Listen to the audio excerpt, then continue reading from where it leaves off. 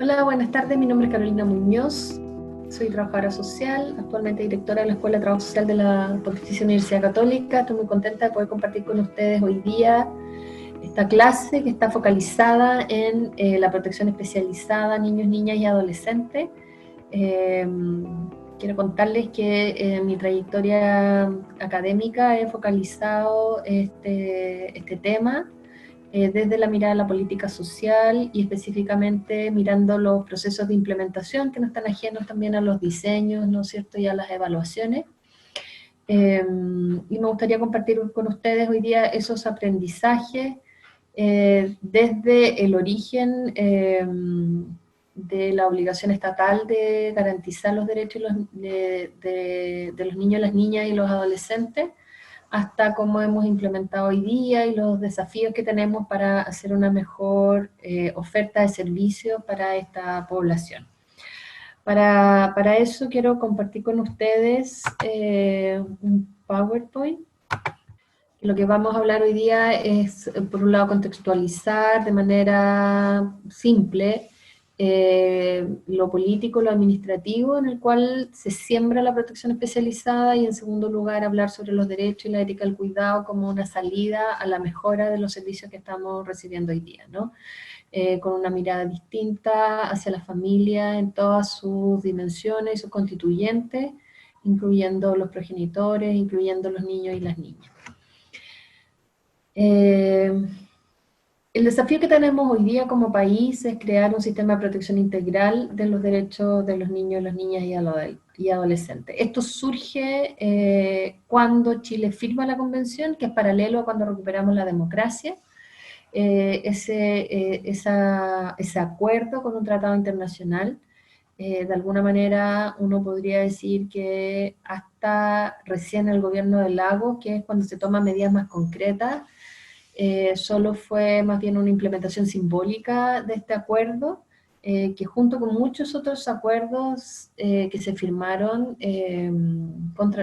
relación a tratados internacionales,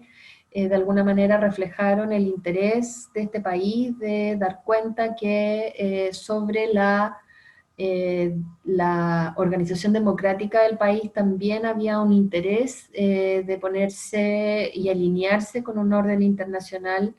garantizando derechos en distintos ámbitos, no solo en los temas de la infancia, también en el tema del trabajo, en el tema del trato de la mujer, también el tema de la mirada sobre las políticas sociales. Y a veces, ¿no es cierto?, cuando uno mucho abarca, poco aprieta, y entonces nos damos cuenta que este ha sido un ejemplo, porque si bien se firmó esa convención con la recuperación de la democracia, recién los gobiernos más tarde se viene a poner en ejercicio y a diseñar programas especiales para garantizar estos derechos. Pero cuando uno habla de un sistema de protección integral, lo que está diciendo es que el Estado se compromete a garantizar y proteger de manera integral los derechos de los niños y las niñas, adoptando medidas en todos los niveles posibles, desde lo administrativo, lo legislativo y cualquier otro nivel que sea necesario incorporar. Y que además se puedan también incorporar en este acuerdo los distintos actores, ¿no es cierto?, no solo aquellos del sector público, sino también aquellos actores representantes de la sociedad civil, para poder lograr el objetivo de proteger de manera integral los derechos de las niñas, los niños y los adolescentes. Como les decía, si bien se firma esta carta fundamental a principios de la recuperación de la democracia, recién en el 2003 hay una mirada sobre los avances que se han logrado, y el Comité de Derechos del Niño de Naciones Unidas hace una observación en el año 2003 importante, y es muy vinculada a garantizar esta coordinación intersectorial necesaria en toda la administración pública para poder incluir todos los actores y poder hacer las acciones coordinadas y con un sentido similar. Ese ha sido un desafío que hoy día tenemos a la vista como debilidad en el logro de esta protección que el país quiere garantizar.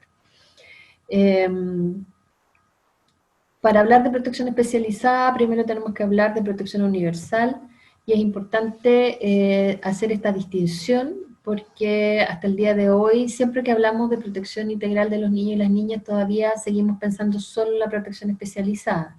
La protección universal de los niños, con la cual el Estado se compromete, es justamente un conjunto de políticas y servicios y programas que adopta el Estado para garantizar, ¿no es cierto?, los derechos económicos, sociales y culturales de todos los niños y niñas y adolescentes. Eso es toda la población de 0 a 18 años de Chile. Y esa mirada todavía no existe encarnada en programas y políticas de corte universal. Como sabemos, en general, tenemos un mayor énfasis en programas y políticas de corte social, de mucha focalización, y eso ha implicado de alguna manera que pensemos que cuando hablamos de protección de la niñez, estamos hablando de proteger a los niños cuyos derechos han sido vulnerados, y como correlato de eso estamos pensando en intervenir, ¿no es cierto?, usando ese verbo desde una manera más peyorativa, intervenir en la vida de las familias, de los niños, las niñas y adolescentes que son los más pobres, ¿no? Entonces hay una suerte de estigma inicial para abordar este tema, de pensar que el Estado solo se va a preocupar de aquellas familias pobres cuyos niños y niñas han sufrido algún tipo de vulneración. Como si el Estado no tuviera un deber de también estar atento y alerta a resguardar los derechos de los niños y las niñas de todos los niveles y estratos sociales del país. Esto también tiene un correlato, ¿no es cierto?, en que cuando queremos establecer una política integral de protección de la infancia, parte de las discusiones y de los desacuerdos que se generan es hasta dónde interviene el Estado, porque todavía hay una parte de nuestra sociedad que cree que el Estado no tiene derecho a intervenir en la vida privada de las familias, y solo va a tener derecho a intervenir en la vida privada de las familias cuando estas familias son pobres. Entonces ese es como un lente que yo les quiero invitar a ponerse para mirar el tema de la protección especial, porque de alguna manera también determina el tipo de servicio y la intrusión que tenemos en la vida de la familia,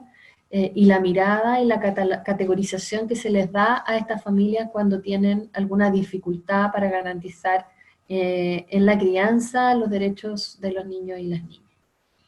Por lo tanto, primero esta distinción, ¿no es cierto?, protección universal es para todos los niños, y con eso está comprometido el Estado de Chile, y también existe la protección especial, que son aquellas medidas legislativas, administrativas, sociales y educativas destinadas a proteger a los niños y las niñas cuando sufren algún tipo de abuso, algún tipo de maltrato, de explotación, también algún tipo de trata, ¿no?, traslados ilícitos, cuando requieren cuidado alternativo, y a esto me refiero cuando no pueden vivir con su familia y por una orden judicial son removidas de sus hogares y se les envía a residencias, que es un tipo de cuidado alternativo, a familias de acogida, que es otro tipo de cuidado alternativo, y la adopción, que es más definitivo, pero que también es un cuidado alternativo. También aborda el tema de los niños refugiados, los niños que son explotados económicamente, los niños que están afectados por el uso de sustancias psicotrópicas y estupefacientes, y también protegerlos contra la explotación sexual y el abuso. Lo que hace el Comité de Naciones Unidas del 2003 con sus observaciones es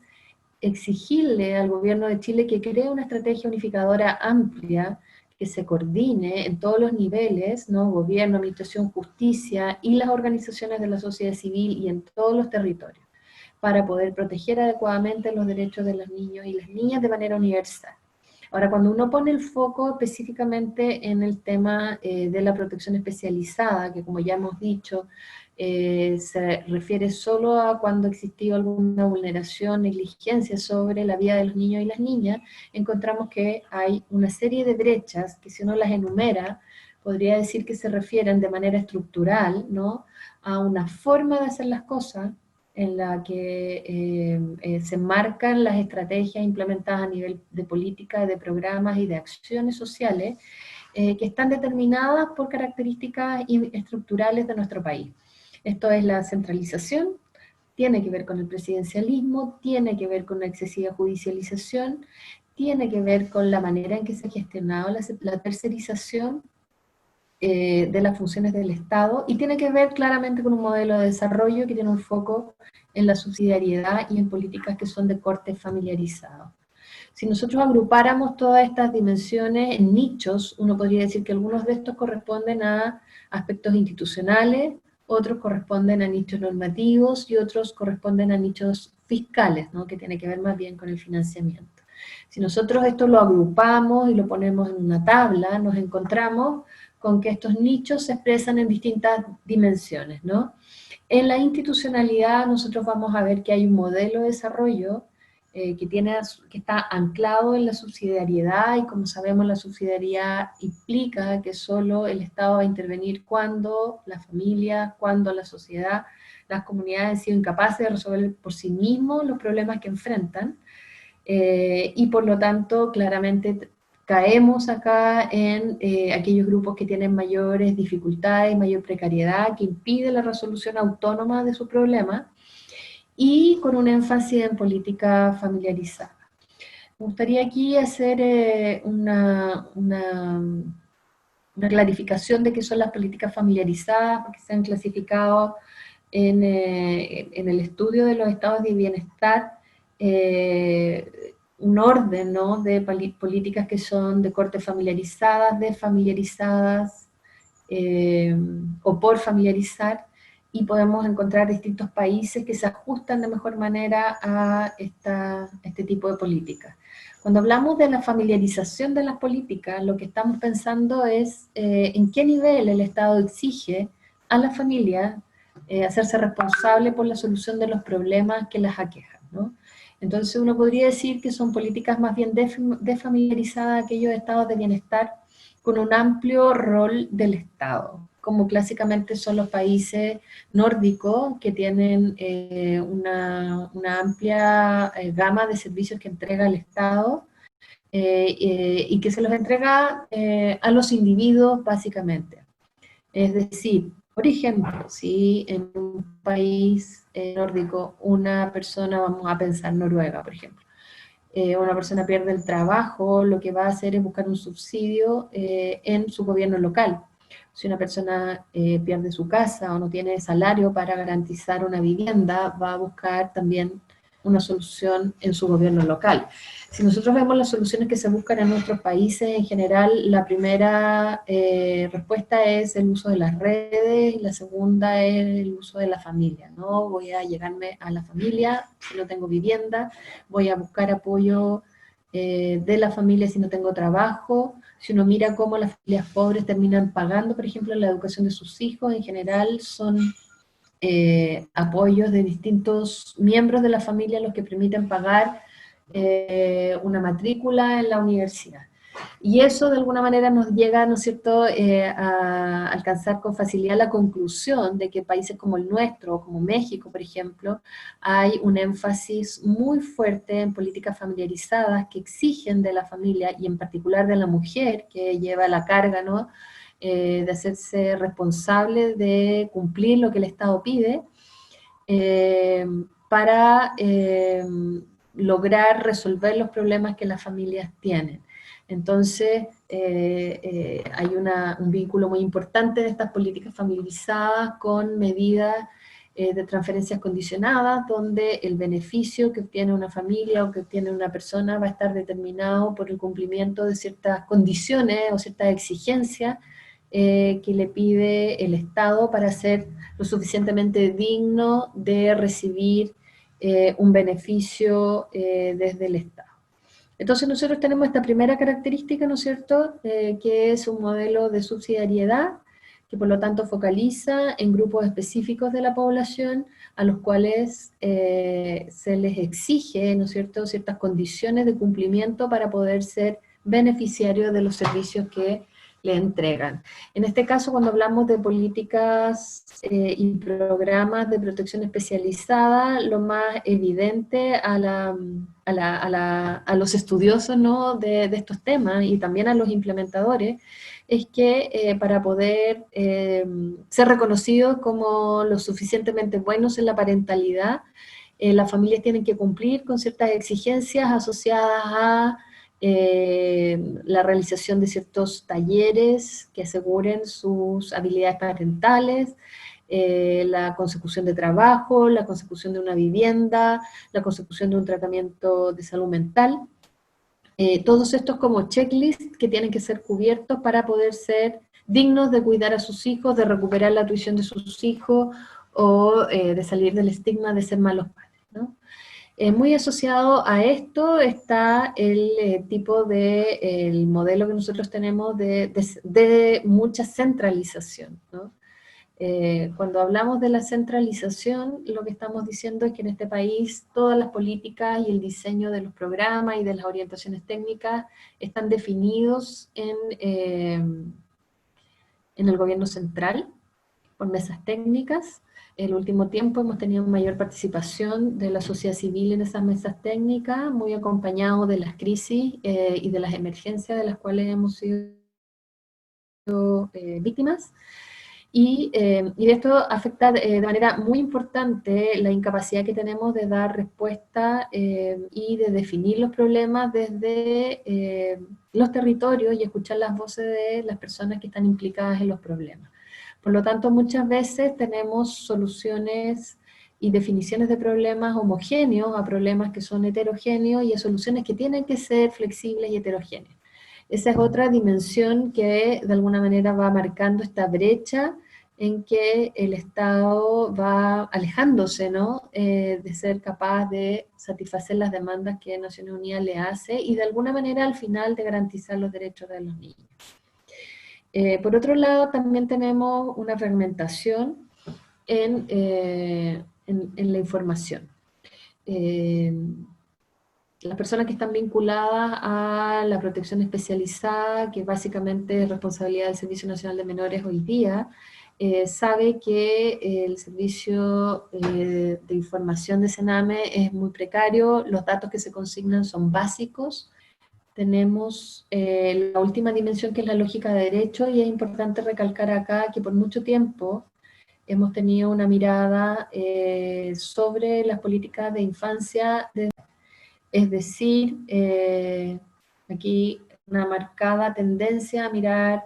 la sociedad en blanco y negro y pensar que los que siguen una forma de vida muy tradicional y conservadora, ¿no?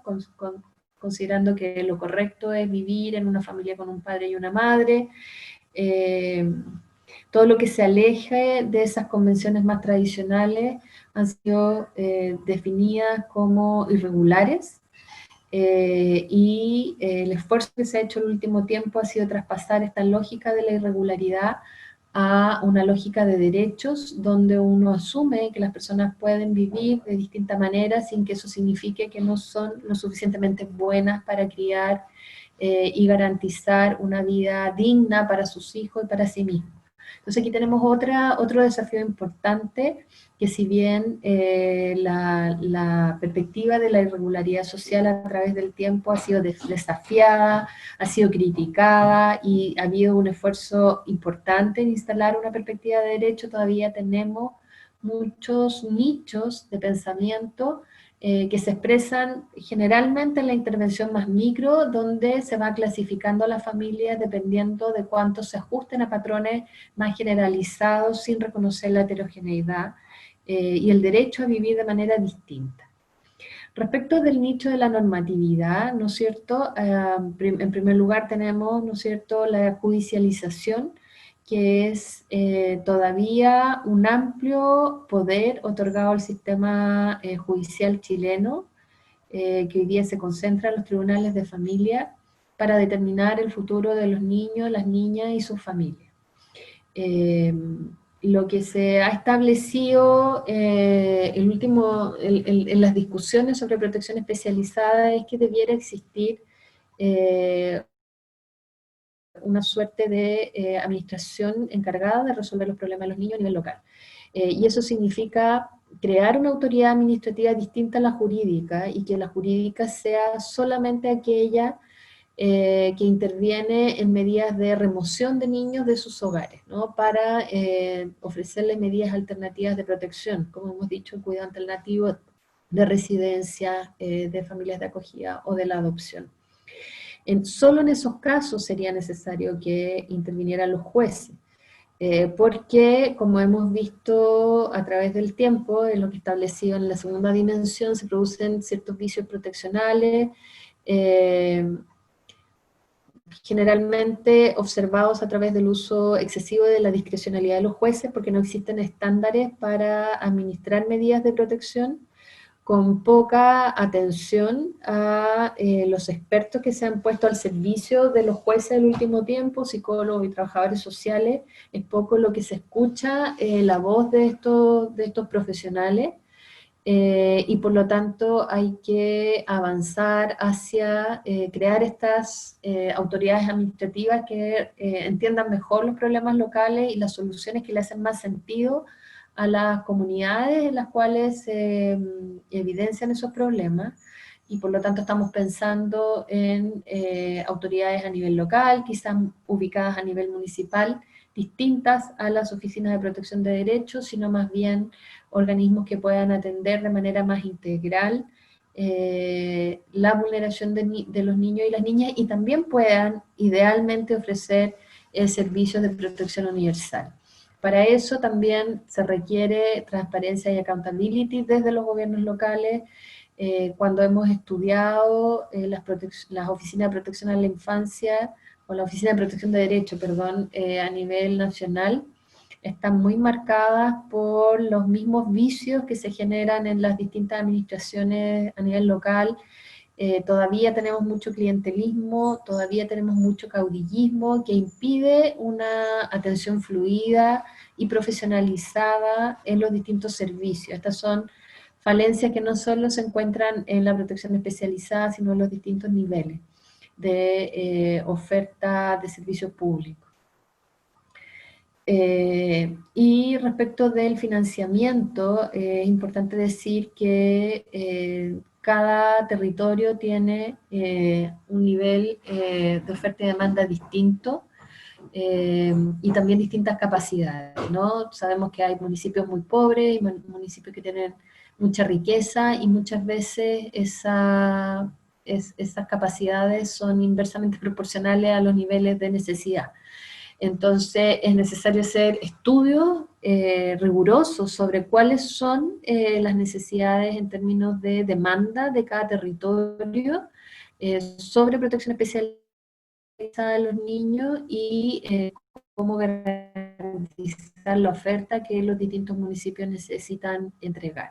Y eso replicarlo también a nivel regional para poder informar a los niveles más centralizados. Hasta ahora se hacen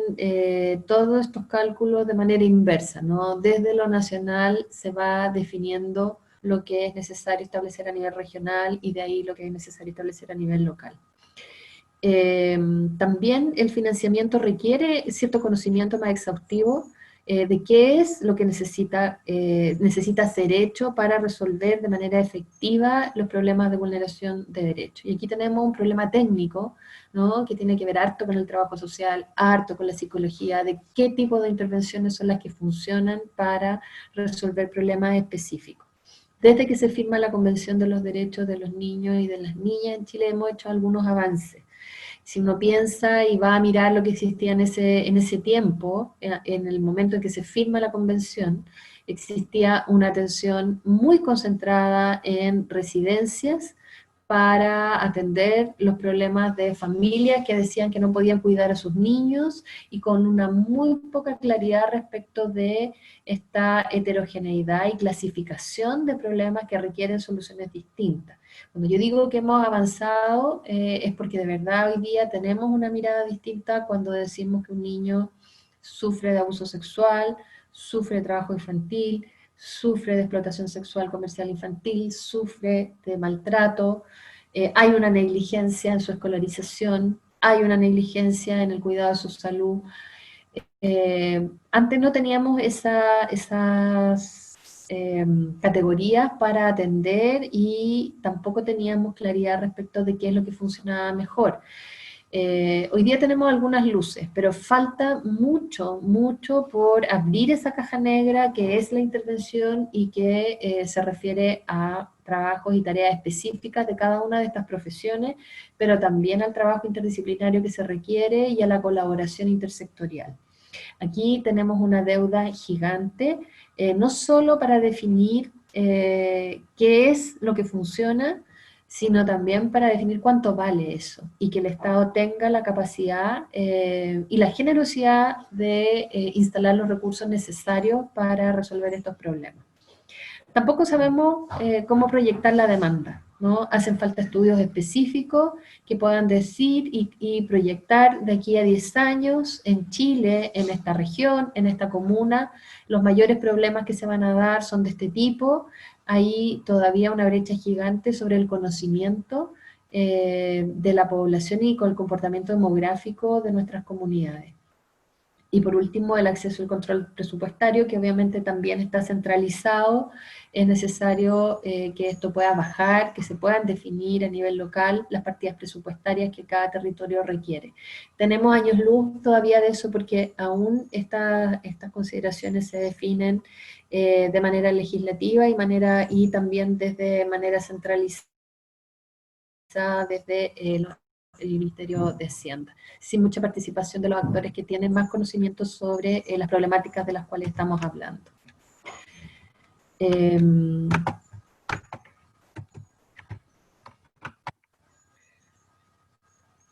Ahora, si nos detenemos en la subsidiariedad, ya les hablé sobre el énfasis que pone en políticas sociales familiarizadas. Solo recalcar que este énfasis en la familiarización es propio de los sistemas neoliberales en los cuales nosotros estamos insertos y que exige a la familia ciertas conductas para ser merecedoras del beneficio estatal y para ser consideradas también como buenas familias, ¿no? Y ahí existe una brecha importante en ser consideradas desde otro lugar como colaboradoras de un proceso de reparación. También tenemos esta falencia en la coordinación a nivel central. Hay demasiada fragmentación de los distintos sectores. Y esto tiene que ver mucho con que cada ministro y cada ministerio es accountable, ¿no? Es responsable solo por sus resultados finales. Y aquí el éxito de un Estado debiera ser medido no de manera sectorial, sino más bien de manera intersectorial. Tenemos un desafío importante. Sobre la información, como les decía antes, no tenemos una sistematización de datos territorializados, menos a nivel nacional de acceso asegurado a todos los que tienen que tomar decisiones. Y sobre la centralización de nuevo, tenemos estos diseños de políticas sociales que son top-down, donde no están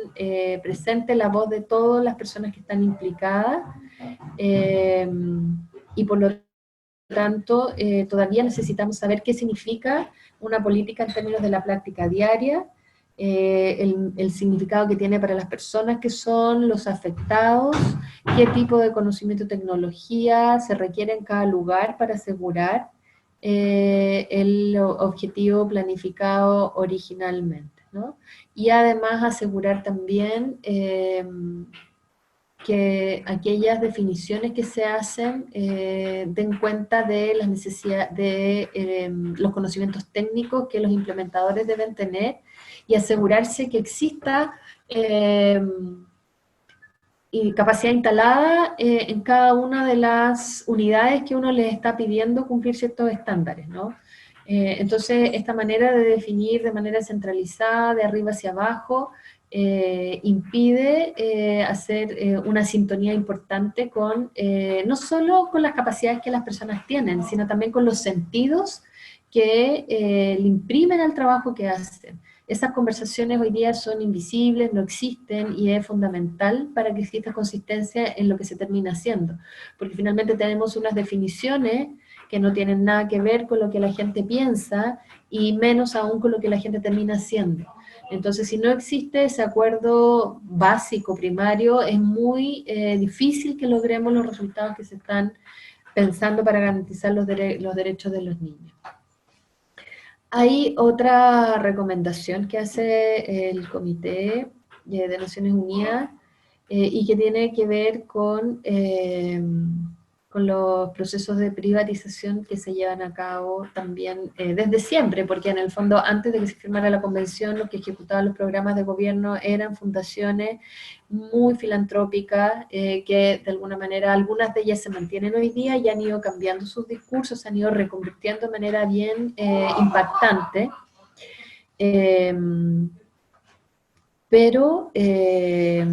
por un lado, se ha tendido a descansar, ¿no es cierto?, en el rol que cumple el sector privado y las fundaciones sin fines de lucro en la ejecución de los programas, y es como que se invisibiliza la responsabilidad del Estado en garantizar la realización plena de los derechos de los niños. Esa es una primera limitación de esta suerte de tercerización. Pero además la tercerización ha implicado una precarización laboral porque no existe un aseguramiento de los contratos a través del tiempo con las organizaciones que implementan los programas del Estado, por lo tanto tenemos funcionarios de fundaciones que viven en condiciones de precarización laboral que de alguna manera, si uno mira la teoría organizacional, lo que terminas viendo es que induce a cierta alienación respecto del trabajo, terminas haciendo el checklist que pide la política, ¿no es cierto?, el número de visitas, sin saber si efectivamente eso está haciendo y generando un cambio importante en el objetivo principal, que es la reparación de una vulneración. Entonces, en la medida que se establezcan, que el Estado no sea el responsable primero. En segundo lugar, que el Estado asegure contratos que den cierta estabilidad laboral a las personas que ofrecen los servicios, que exista una supervisión real y técnica a estas organizaciones, es muy difícil que logremos avanzar en la entrega de servicios de primera calidad. También hablamos sobre la sobrejudicialización. Se ha recomendado permanentemente la desjudicialización del sistema de protección. Hemos hablado antes, ¿no es cierto?, de la necesidad de crear un sistema administrativo, ojalá a nivel local, con el acceso a los recursos necesarios, que son distintos dependiendo del territorio del cual estemos hablando. Y ahora me gustaría referirme un poco a la mirada sobre la familia, muy marcada por la última dimensión de la cual hablamos en la institucionalidad y que se refiere, ¿no es cierto?, a la lógica de derecho. En Chile nosotros tenemos una discusión un poco surreal, ¿no es cierto?, sobre cuáles son los derechos que estamos resguardando. Si acaso vamos a resguardar los derechos de los padres y por lo tanto vamos a hacer todo lo posible para que los niños vivan con sus padres y su familia de origen, o vamos a resguardar los derechos de los niños sin considerar tanto el valor como de la familia de origen, ¿no?